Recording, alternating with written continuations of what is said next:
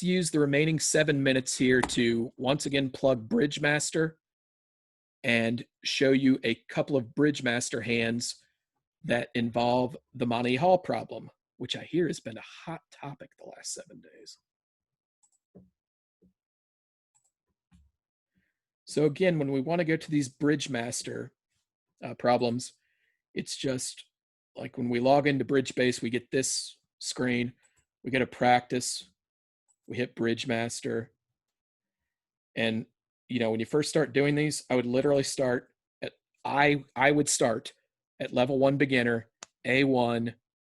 If I got half an hour to kill, I'll do 6 hands or however many hands now. I'll just pick right back up where I left off. I'll force myself to understand the theme of every single one. Right now, John Cobb and I are actually working through the level 3 hands, which start to get a little bit tricky for me. Like I'll trip up on about a quarter of these hands on level 3, just to give you an idea. And I'm a decent declare, but honestly, you know, I make tons of mistakes. Everybody makes tons of mistakes. Anyway, level 3, there are a couple deals I wanted to show you. B5, I have half a star on this one. I don't know what that means. Let's look at this deal. We're not playing Texas transfers apparently with the robots. It just goes a no trump 4 hearts. So we're in 4 hearts here. And you count your tricks at trick 1 all the time. Here we have ace of spades, 3 diamonds is 4. And if the guy on my left led away from the king of spades, like say he led the jack from king jack 10, the queen of spades will be another trick. But not a whole lot of people who are going to lead away from the king of spades here, especially not the robots. The robots are some of the most passive leaders in the world. And the other thing is, like, if he just led away from the king of spades here, we wouldn't have a problem. So we're going to lose a spade and 2 clubs. We've got 1 spade and 3 diamond winners. So the entire hand is, can I make 6 tricks out of this heart suit? So whatever, hope springs eternal. We play the queen from the dummy, of course not. And we got to play this trump suit. And the way we're going to play this, like, without getting any extra information, is we're just going to do the 9 never thing, play ace king of hearts, right? So we start off on that plan. Something super interesting happens. The jack falls on our right. What I'm about to say would be the same exact reasoning if the queen had fallen on our right. So anyway, if you haven't seen them yet, there's a video about this exact situation. It's called the Monty Hall problem or restricted choice. And if you're more interested in that, you go to the video or read it on Wikipedia or whatever you want to do. But the long and short of it is, when that jack falls on our right, what is more than likely going on is that it's a singleton and that we need to come back to our hand and now finesse on the second round. We're going to play the 10. And you followed the theme of the deal. This is the point that they wanted to make. It wins. We click through the tricks, you know, and eventually we're going to come to 10 tricks. You can click this show solution button at any point, and it will walk you through the reasoning. So if you're having problems on a hand, go to this, and, you know, it says the jack falls, and it actually says restricted choice here, I think.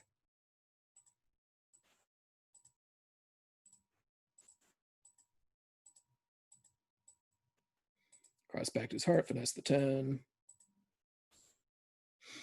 The principle of restricted choice. All right, so that's B5. Let's do one more and then cut you loose for the evening. Select deal. Let's go to B18 for one more.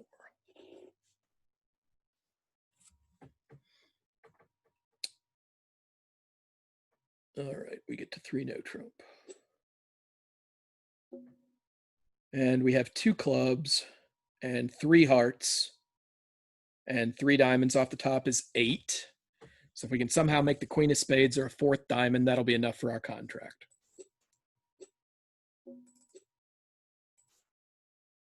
And they're going to be nasty and not have this win. The suit does break 4-3. That's good news for us. And we're going to pitch the loser from our hand, right? We need the rest. So I want you to watch what happens here. We're going to cash some hearts. Okay, everybody followed all those. We're going to cash our club winners. Everybody's just following suit.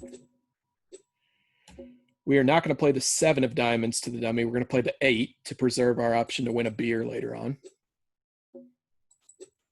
Nothing interesting's happened yet. But watch what happens on this queen of diamonds. You'll notice the important cards we were missing were the jack and the 10. And I bet my bottom dollar that the jack or the 10 is going to fall here. Okay. And what this situation is it's restricted choice again. Restricted choice tells us, like on the third round of the suit, we could play for the suit to be 3-3, or we could play West to have Jack Singleton at this point, which would give East 10x. When we lead a diamond to our hand, it's 65% that the 7's going to win here, okay? Because we've got a finessing position over the 10x with the A7. It's restricted choice just as much as the other situation was. And it wins, right? And you get a little star. If you went to the movie, it would tell you basically the same thing that it told you for deal B5. And you can go on to the next deal. It keeps track of everything you've solved so that next time you can go back and see what deals you've already knocked out. I can't say enough about this tool. Like, this is the way to improve your declare play reasoning the most efficiently that you can. Anyway, this is such a good tool, and it's free. Use it, use it, use it, use it. So I think we hit